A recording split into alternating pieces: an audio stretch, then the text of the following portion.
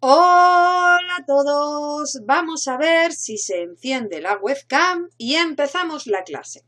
Bueno, vamos a continuar haciendo lo mismo que estuvimos en la clase anterior. Vamos a hablar de las probabilidades asociadas como método de contraste de hipótesis. Y vamos a coger dos exámenes y vamos a hacer todas las preguntas que tienen que ver con este tema. Casi lo vamos a hacer el examen entero. Vamos así a tener ya gran parte de las preguntas de los exámenes contestadas o siendo capaces de contestar a la mayor parte de las preguntas de los exámenes, lo cual es genial. Venga, vamos a ver. Primero de todo, ¿qué era esto de la probabilidad asociada? Bueno, la probabilidad asociada es un método para contrastar. Es una forma para saber si se cumple o se rechaza la hipótesis nula, si se cumplen o no nuestras ideas, nuestras teorías. Primero de todo, nosotros tenemos una hipótesis nula que dice que no hay diferencias estadísticamente significativas entre las variables, y si encontramos alguna diferencia es fruto del azar. Esa es nuestra idea, esa es nuestra teoría, lo que tenemos que contrastar, ¿vale? Porque no podemos trabajar directamente con lo que a nosotros nos gustaría que serían nuestros objetivos, por dos motivos. Porque el objetivo no está expresado de manera científica, tendríamos que expresarlo en forma de hipótesis, y en segundo lugar porque no estamos partiendo del hecho de si no lo veo no lo creo, hasta que no lo haya conseguido demostrar para mí algo no tiene que existir, entonces siempre tengo que partir de la hipótesis nula. Bueno, la hipótesis nula, por lo tanto, dice que no existen diferencias estadísticamente significativas entre las variables. Y si encontramos alguna diferencia, es fruto del azar. Y hay muchas formas de contrastarlo. 4. Uno es el intervalo de confianza, que es del tema 11, y ya lo veremos. El otro es el truco que os enseñaré cuando hagamos el empírico de contraste. Y el tercero es el empírico de contraste. A ver, el empírico de contraste es una fórmula que mide las diferencias. El empírico de contraste. Miden las diferencias. Claramente, dependiendo del contraste de hipótesis que estemos haciendo, medirá unas diferencias u otras. Si, por ejemplo, estamos midiendo el contraste de hipótesis de homocedasticidad, miramos las diferencias que hay entre la muestra y la población. Si queremos mirar el de normalidad, miramos las diferencias que hay entre las muestras y la campana de Gauss. Y si queremos mirar el general, miramos las diferencias que hay entre el grupo de control y el grupo experimental.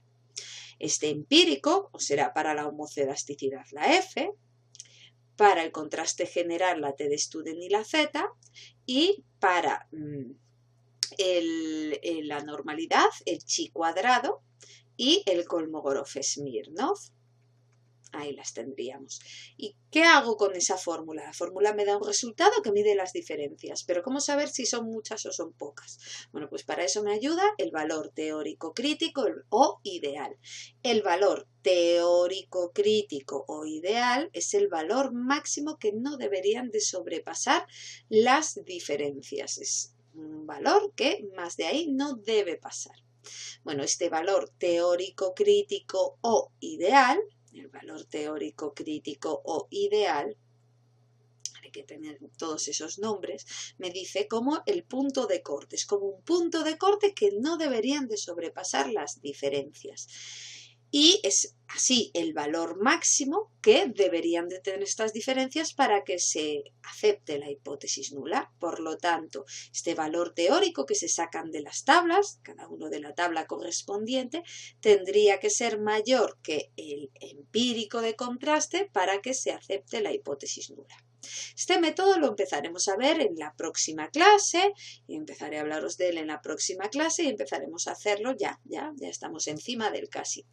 Y ahora nos toca trabajar, terminar de ver lo que es la probabilidad asociada. La probabilidad asociada es la probabilidad que tenemos de aceptar la hipótesis nula y acertar.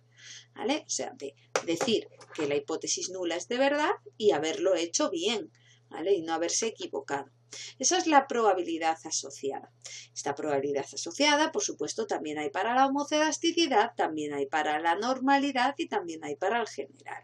Cada uno con su correspondiente. La probabilidad de la F es para, bueno, es F mayúscula, pero da igual, es para la homocelasticidad. La probabilidad de la T de Student o la probabilidad de la Z es para la normalidad. Y la probabilidad del chi cuadrado o la probabilidad de Kolmogorov-Smirnov es para la normalidad. Estas probabilidades, que son la probabilidad de acertar, de no equivocarse, pues ¿con qué lo compararé? Con la probabilidad de equivocarse o significación estadística, que es nuestro alfa. Si el alfa es mayor, pues la hemos liado parda, porque se rechaza la hipótesis nula. Entonces, ¿para qué se acepte? Tiene que ser mayor la probabilidad que el alfa. Ojo, si son iguales también se rechaza. Esto hasta aquí es sencillito. Solo hay una excepción para el contraste general. En el contraste general tenemos que darnos cuenta que el investigador es quien está realizando todo este trabajo. El investigador está realizando todo este trabajo y el problema es que muchas veces el investigador es parcial. A veces no mira en las dos direcciones, solo mira en una dirección y ahí falla. ¿Por qué? Porque cuando yo miro en las dos direcciones hay más posibilidades de liar la parda. Yo siempre pongo el mismo ejemplo, que yo quiero cruzar una carretera. Yo soy investigador y estoy intentando cruzar una carretera, o sea, estoy intentando aceptar la hipótesis nula. Cruzar la carretera es aceptar la hipótesis nula. Vale, hasta aquí bien, ¿no? Ahora, si yo miro solo a uno de los lados, hay muchas posibilidades de que me atropellen por el otro y no llegue sana y salva al otro lado, no llegue a aceptar la hipótesis nula, o sea, de que no llego al otro lado sin ningún daño. Pero si miro a los dos lados, hay muchas más posibilidades de que pase eso. No lo puedo asegurar, puede venir un coche a toda leche y llevarme por delante. Pero, en principio, si miro a los dos lados, hay más posibilidades, ¿no?, de que no me pase eso, de que llegue al otro lado y se acepte la hipótesis nula, que es que llegue a casa sana y salva. Bueno, en este caso nos pasa lo mismo. Nosotros, si tenemos un estudio bilateral y miramos a los dos lados, a los dos grupos por igual, hay más posibilidades de que se acepte la hipótesis nula que si miramos solo en una dirección, que entonces hay más posibilidades de que me atropelle el coche. Así tenemos que entender que la probabilidad asociada, que es la probabilidad de llegar sana y salva, va a ser más pequeñita cuando el estudio es unilateral, cuando miro solo a un lado.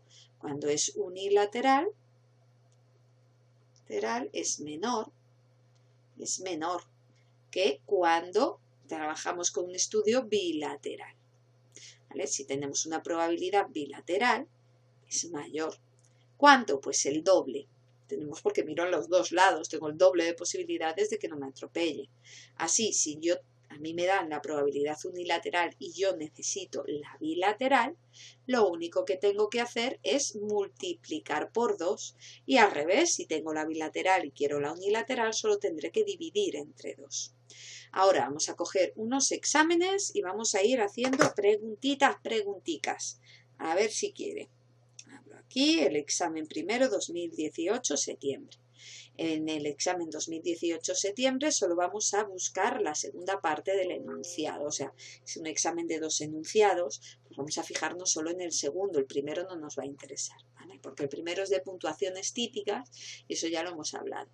Aquí me dice: supongamos ahora que nuestro grupo es una muestra, es aleatoria y que queremos comparar el nivel de motivación de nuestra muestra con el de otra muestra de sujetos similar y del mismo tamaño. Tenemos la hipótesis de que nuestro grupo tiene un nivel de motivación inferior al de otro grupo. Realizamos el contraste de hipótesis para comparar las medias de los grupos usando un nivel de confianza del 95%. La probabilidad unilateral, el lado correspondiente a la región de rechazo asociada al estadístico empírico de contraste, es una probabilidad de la Z de 0,04. Bueno, aquí estamos ante un examen de contraste, eso está claro. Bueno, porque aunque habla en primera persona, ¿vale?, nos habla de nuestra muestra y de otra muestra. Además nos habla de hipótesis, tenemos la palabra hipótesis, de hecho la tenemos 2 veces, contraste de hipótesis.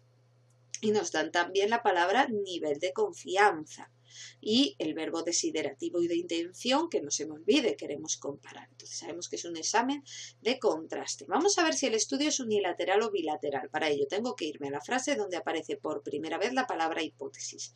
Miro del principio a fin esta frase y dice, tenemos la hipótesis de que nuestro grupo tiene un nivel de motivación inferior al otro grupo. Claramente el estudio es unilateral. Y tenemos un alfa de 0,05. ¿Por qué? Porque el nivel de confianza es del 95%. Ojo, ellos me están dando la probabilidad unilateral, encaja. Mi estudio es unilateral y tenemos la probabilidad unilateral. Entonces, esta probabilidad de la Z nos encaja bien. Genial. Y me dice la decisión estadística, la decisión es aceptar o rechazar. ¿Cómo lo hacemos? Comparando la probabilidad con el alfa. Esta probabilidad es de 0,04. Encaja porque mi estudio es unilateral y la probabilidad es unilateral, o sea que no le tengo que hacer nada.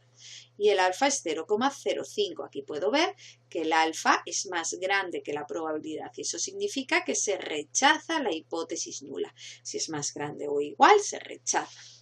Así, la respuesta va a ser la B, rechazar la hipótesis nula. Ojo con la pregunta 22, porque es muy habitual que hagan la pregunta de si se acepta o se rechaza la hipótesis nula más de una vez y lo hagan de una manera enrevesada, que no lo pongan fácil, lo pongan enrevesadito. ¿Cómo? Pues muy sencillo. Aquí hay todas las formas de decir que se acepta y todas las formas de decir, uy, que se me ha hecho más pequeñico. Vamos a ver si lo ponemos grande. Todas las formas de decir que se rechaza. Bueno, vamos a fijarnos en la de se rechaza.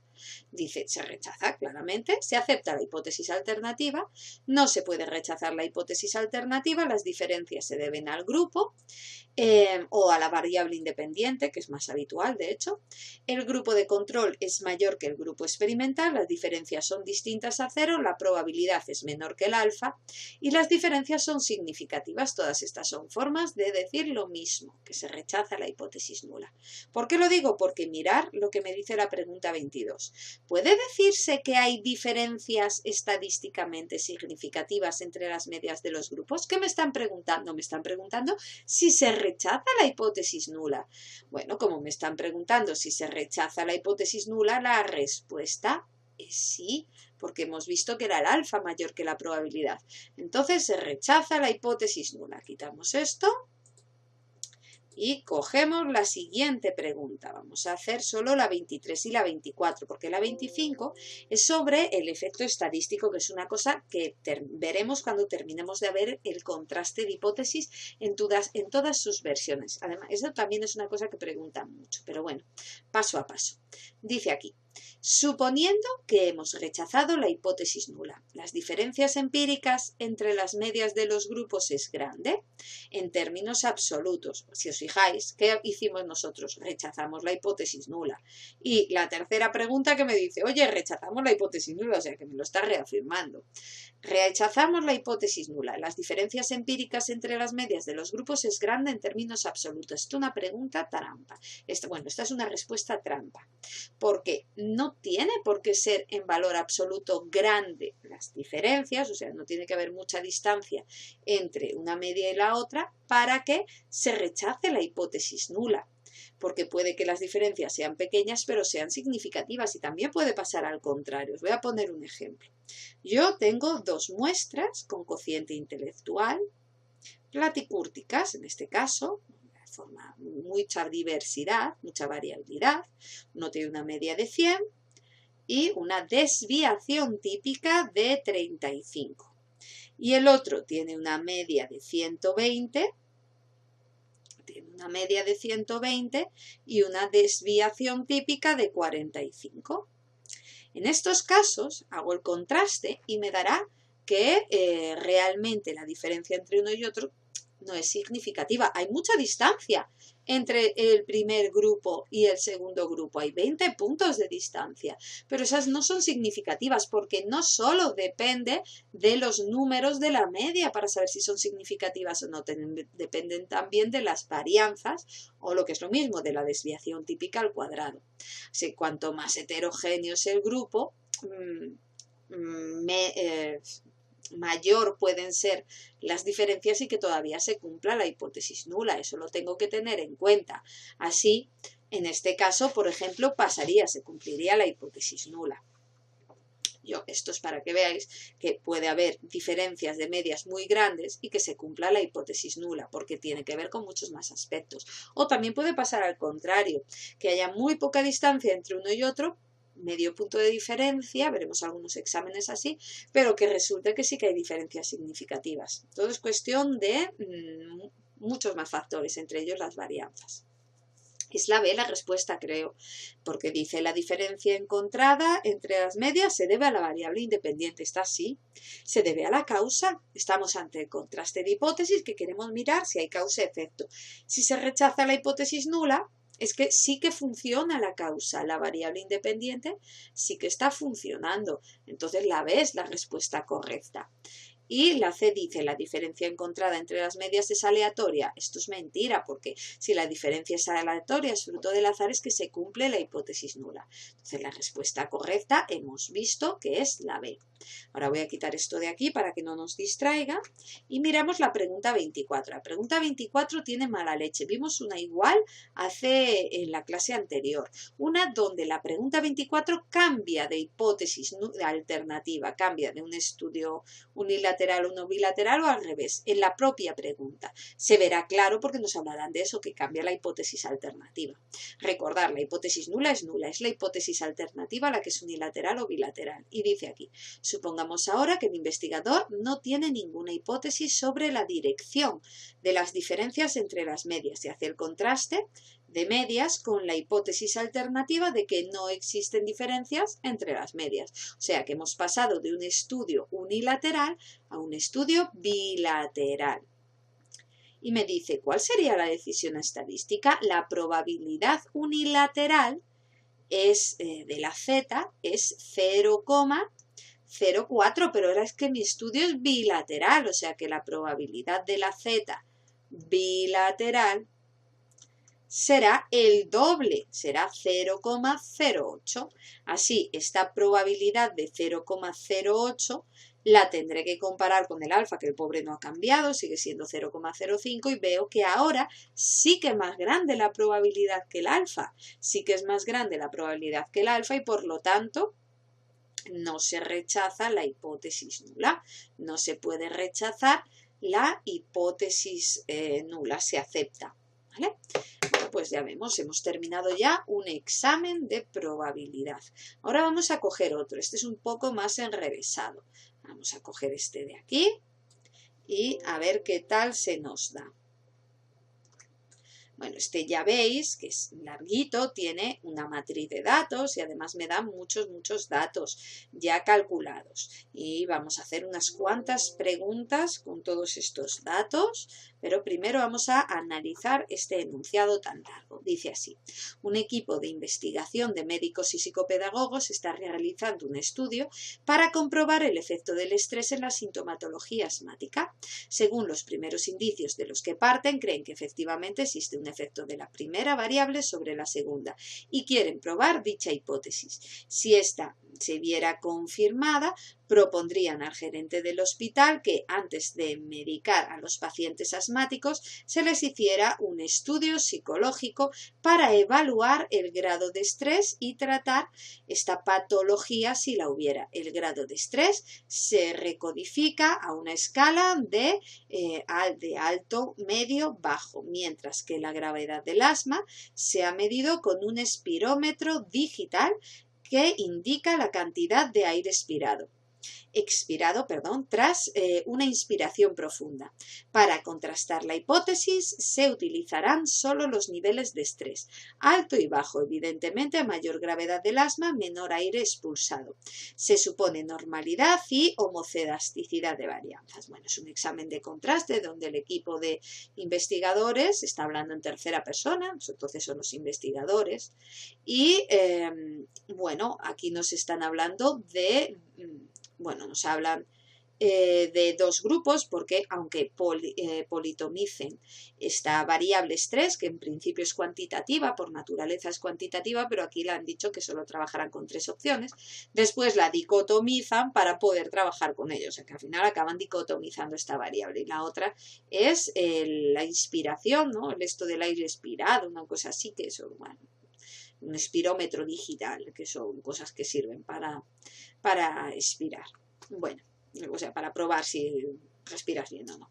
Bueno, entonces nosotros aquí tenemos claramente que va a ser un contraste de hipótesis porque nos dicen, nos hablan aquí de hipótesis, nos hablan de 2 grupos y aparecían más pistas, pero ahora no las veo, pero sí que aparecían, sí que aparecían. Aparece otra vez aquí la palabra hipótesis de contraste y sé que había por algún lado lo del verbo desiderativo o de intención, pero ahora mismo no lo encuentro. Pero bueno, como tampoco nos va a cambiar la vida eso, no nos interesa ahora mismo.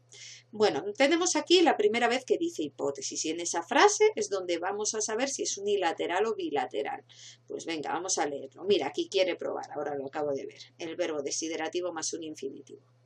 Según los primeros indicios de los que parten, creen que efectivamente existe un efecto de la primera sobre la segunda y quieren probar esa hipótesis. Aquí nos están diciendo que hay uno que influye en el otro, o sea, uno que es más que el otro. Un grupo será más que el otro porque están influyendo. Entonces aquí el estudio es unilateral. Eso nos va a influir, ¿por qué? Porque aquí me están dando una tabla donde me dan la probabilidad para una cola, que significa probabilidad unilateral, y la probabilidad de 2 colas, que significa que el estudio es bilateral. Si nos fijamos, el 0,0045, que es unilateral, es la mitad que el bilateral, o sea que sale. Lo ponen así para que si no te dabas cuenta de si era unilateral o bilateral, porque estaba escrito un poco raro. Pero a nosotros nos interesará el de una cola porque el estudio es unilateral. Bueno, tenemos ya los datos de la probabilidad asociada, pues no necesitamos nada más. Vamos a coger las preguntas y a ver qué tal se nos da. A ver si soy capaz, que eso es otro. Vamos a ver. Cogemos las 2 primeras preguntas, la tercera que es una media no nos va a interesar, vamos a pasar de ella y a ver qué tal. Me dice aquí, se ha utilizado un tipo de muestreo y me hablan por conglomerado, estratificado, no probabilístico. Bueno, en principio el muestreo puede ser o probabilístico o no probabilístico. Probabilístico es que es escogida al azar, no probabilístico la muestra no es escogida al azar. Dentro de los probabilísticos hay muchos métodos. El conglomerado era cuando dividíamos en cuadrículas un gran espacio para escoger la cuadrícula y así tener que moverme menos a la hora de escoger el muestreo. Es un tipo de muestreo probabilístico. Y el estratificado también. El estratificado es, por ejemplo, cuando quiero hacer un estudio de género, donde yo a la hora de separar grupo de control, grupo experimental, me fijo en una variable en concreta, por ejemplo, si eres hombre o si eres mujer. Bueno, pues eso sería también un muestreo probabilístico. Aquí me están entonces preguntando si es probabilístico o no probabilístico. Y eso lo vemos en el último párrafo que dice. Se muestran a continuación los datos recogidos en un estudio piloto con los primeros 18 sujetos que acudieron a consulta. Hasta aquí nos llegaría. Esto no han cogido a la gente al azar, han cogido a la gente que les venía, que llegaban a ellos. Están cogiendo a la gente que les venía, que van llegando. Entonces es un muestreo no probabilístico. La respuesta, por lo tanto, es la C. Y ahora me dicen, el nivel de medida de la variable estrés tal y como aparece en la matriz de datos, porque ya veis que han cambiado bastante la variable estrés. La variable estrés, en el fondo, es una variable que es cuantitativa de intervalo, pero aquí primero la politomizan y después la dicotomizan, ¿vale? Y quieren saber en esta matriz si es, qué tipo es. Bueno, aquí es cuando la han politomizado, porque nos dan 3 opciones, 1, 2 y 3. Eso significa que es politómica y cuando es politómica nominal, ¿vale? Si fuese dicotómica también sería nominal, o sea, eso no hay problema. Ahora que ya tenemos hecho esto, cogemos la pregunta, nos saltamos la 28 y la 29, porque no nos interesan todavía, y vamos a la 30 y a la 31. Dice aquí, según el enunciado del problema, la hipótesis de contraste de medias en nivel de asma en función del grupo de estrés alto-bajo quiere un contraste, hemos dicho que era unilateral. Bueno, aquí pone unilateral, pero es unilateral, ¿vale? Unilateral la A. La 31 dice, para decidir sobre el rechazo de la hipótesis nula, queremos reducir la probabilidad de cometer el error tipo 1, error tipo 1 es el alfa, hasta un alfa de 0,001. En estas condiciones, la decisión estadística, ¿cuál será? A ver, vamos a ver. En este caso, ¿vale? Nos han cambiado el alfa normal, no están utilizando un alfa normal de 0,01 o 0,05, no, me están utilizando un alfa raro. Pero bueno, yo puedo hacer el contraste con el alfa que me den, que le vamos a hacer. Tenemos una probabilidad unilateral de 0,0045 y un alfa de 0,001, perdón. Así es más grande la probabilidad que el alfa. Al ser más grande la probabilidad que el alfa, se acepta la hipótesis nula o lo que es lo mismo, no se rechaza la hipótesis nula. Ahora, cogemos las dos siguientes. Cogemos estas dos y miramos. Ahora me dice, si nos fijamos de nuevo en las diferencias en nivel de asma, aire expirado en función del grupo, podemos concluir que un alfa 0,01 con un alfa 0,01, la media del nivel de asma del grupo bajo del estrés es significativamente superior que la del grupo de estrés alto. No, porque para este alfa la probabilidad es mayor que el alfa. Entonces se acepta la hipótesis nula y no hay diferencias estadísticamente significativas. La B dice, las medias en nivel de asma son estadísticamente iguales en ambos grupos. Pues esto es verdad, son estadísticamente significativas. O sea, no son estadísticamente significativas, son estadísticamente iguales, ¿vale? O sea, las diferencias que hay son fruto del azar. La respuesta correcta es la B. Y la C dice, ¿el rendimiento del grupo experimental es significativamente inferior? No, porque hemos dicho que se cumple la hipótesis nula, entonces ni inferior ni superior. La 34 dice, a un miembro del grupo de investigación le pareció demasiado exigente el nivel de significación utilizado. O sea, dijo, ¿para dónde vais con este nivel, este alfa? ¿Dónde vais? ¡So locos! Que esto no lo utiliza nadie, ¿no? Bueno, pues eso le dijo. Y dice, si hubiera utilizado un alfa más habitual como el alfa 0,05, tenemos el alfa ahora normal 0,05 y tenemos una probabilidad asociada que no ha cambiado, la pobre está ahí tranquila, de 0,0045. La decisión estadística ahora claramente es mucho más grande el alfa que la probabilidad, por eso claramente se rechaza la hipótesis nula y por lo tanto sí que hay diferencias estadísticamente significativas entre las variables y las diferencias que encontramos son reales. En este caso se cumpliría la condición de rechazar la hipótesis nula. ¿Vale? Aquí la tendríamos la respuesta correcta.